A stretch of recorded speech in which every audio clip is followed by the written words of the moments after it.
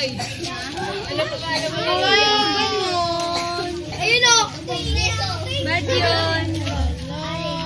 Yan. Oh, ito. Anong sasabihin nyo sa kapwa nyo kapag nakagawa kayo ng mali sa kanya?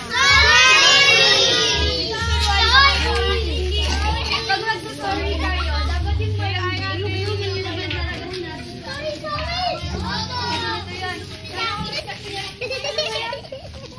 Sorry, ate ka. Ganun dapat dapat malamig. Alam.